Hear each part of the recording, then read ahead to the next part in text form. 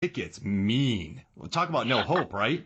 Yeah, I guess. I mean, part of it gets mean, but what I find fascinating about Belko is the human psychology behind it. Yeah. Like you're put in a situation where it's kill or be killed, and that there's nothing else to it. It's as simple as that, and people will do dirty to you. They will. That's why I like Or with Gun Explorers, you know? yeah, and I mean, I've always been fascinated by dark psychology. I like those dramas about like the dark suburbia, like things that go on behind closed doors. Like, yeah, you have a perfect lawn, but you're really struggling behind those closed doors, whether it's a sad drama or, a thriller or People something under like the that. stairs. Yeah, like anything like those weird, creepy kinds of things where you just go like, are we all like this? Like it's the ambiguity is what really fascinates me, and it really grabs my attention. And like I said, it all comes down to I like being surprised. I like having to figure things out. If it's all wrapped up in a cute little bow, I'm bored. Got it. Yeah, this movie's definitely not wrapped up in a cute little bow. Can I No, nothing's cute about this. can I pitch you a little something, and then we can talk about the movie a little bit more and the characters and backstory? And I Yeah. I hate doing this because there are these things. There's things on YouTube where these people go how to make a movie better or how to fix the ending, and I generally really dislike those because you are taking a product that was made, who knows how it was made. Maybe it was rushed. Maybe it had production issues, this, that, and the other, and it didn't have any time for hindsight. And then you're just Right. going, this is how it'd be better. I find it to be there's a lot of hubris in it. I think this is how I would make Star Wars Empire Strikes Back better. Oh God. And then it gets 8 million views. And that's a hustle, and I appreciate it. And people write those scripts. There's a lot of production value. And even what they say is thought out. So I don't want to dog on that. I just want to, but when I was thinking about Super, I was just thinking to myself, I like that's about this 12-year-old kid, but he's just a 12-year-old kid. He hasn't experienced love from like a girl. He hasn't experienced a job or he's never done a sports team. Like he's just a young kid. And I thought maybe it'd be interesting. Not like I love Chronicle, but I'm not thinking like that. A kid who's maybe 16 who maybe or a girl, either or, girl or guy, doesn't matter who. They have a boyfriend, girlfriend. They're on a sports team. They have a job. They just got their car. They're a good, and I like too in Brightburn, this isn't a bad kid. Yes, he has the frog and like the magazines, but that's a 12-year-old. He's not, there's no really outward signs of serial killer in him. But even though some articles have pointed towards that, it'd be interesting to see an older kid and build him up a little more. Show him at work. Show him at school.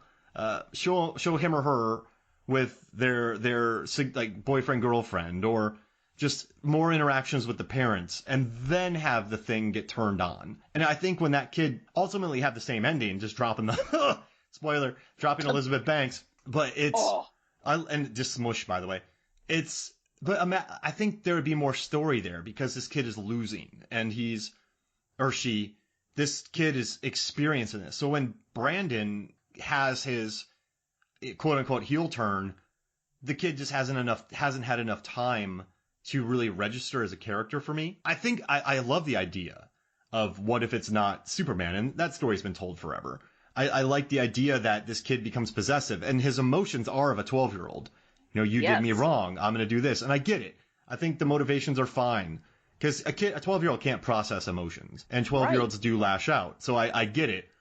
But I just think with a teenager with more to lose and just maybe a little older, a little more acting chops, you could have a really dramatic, sad, funny, really tragic story in Brightburn. And that's kind of what, I guess for me, I love the idea of the villain winning. I love what you said that there's no hero. And the gore in this movie really catches you off guard.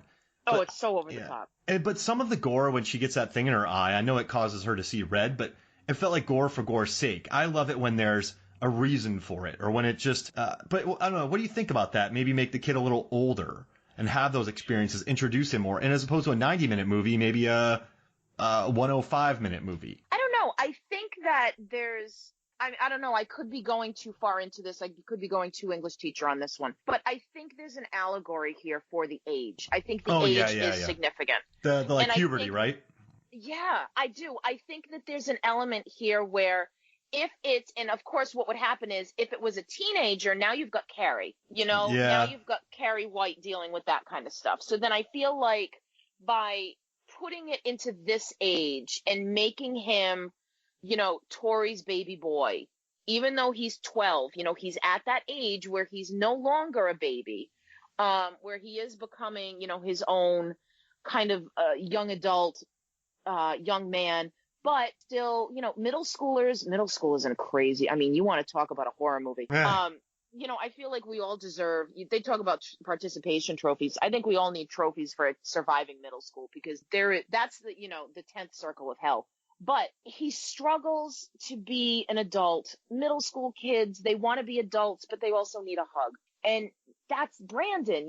I feel like his father gives him this awkward talk while they're out hunting. I mean, like, this is hilarious, because you've got the guy who was a stoner when he was a kid, and now he and his wife adopt this boy, and he decides to have the talk after they find some bathing suit and bra ads under his bed, under his mattress.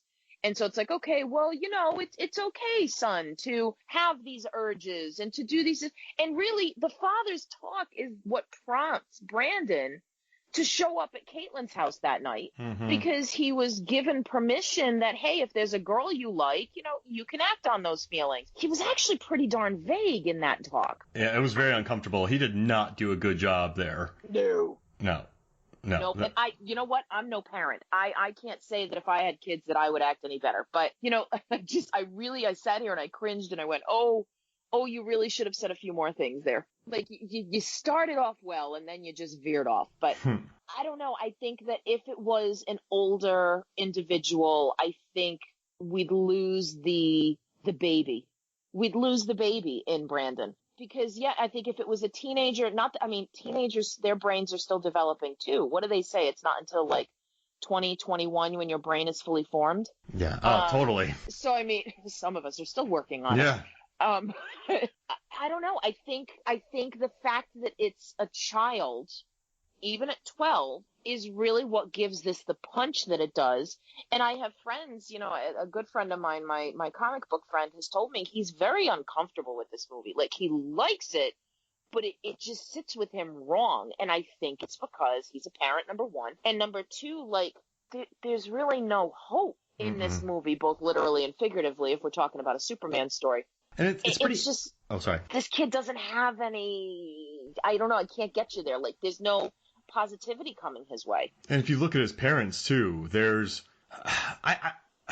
It's interesting watching these parents, because I can't really talk about this, because I've never had a 12-year-old sleeper agent, wasp, a wasp as opposed to a bee who infiltrates and takes over and, does all that.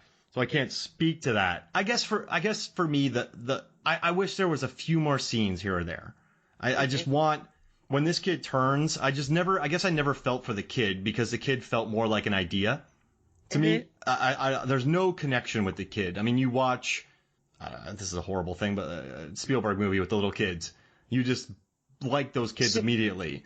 Yeah. Yeah, and this is the director had directed a ton of movies. I mean, David Yarovesky, he had done a bunch of music videos before. He talked about that, and his wife was actually the costume designer on this as well. So they worked together on this. And I don't know. I just never felt for the kid. I liked the violence felt pretty crazy. It has an interesting idea, and I like that about it. I guess I just never connected with it on that level. And you know what's interesting is I think you and I both have fondness for villains, because my favorite superhero film is Unbreakable. And part of what makes that great for me is Mr. Glass, played by Samuel L. Jackson. And he's so good. I understood him. This is a guy whose bones break easily, so he thought, hey, maybe there's someone who doesn't. And so he causes all these accidents, hoping that someone would live miraculously. It's devious, but it makes sense. It's very comic booky. And then I love Batman Returns, of just watching Danny DeVito eat fish and bite people's noses, and watching Michelle Pfeiffer just have so much fun with the role. And I guess I do really lean towards villains, but they get more time. Brandon doesn't get that time for me. And I know it's a kid actor and they're asking a lot of him, but I just never connected with him. I think that's fair. Yeah. And for me, I guess, I guess that's what keeps me at arm's length. I mean, I love the car bit. I mean, they had a giant crane in that scene, and they dropped poor, Matt Jones. Oh, Yeah, they dropped him on his.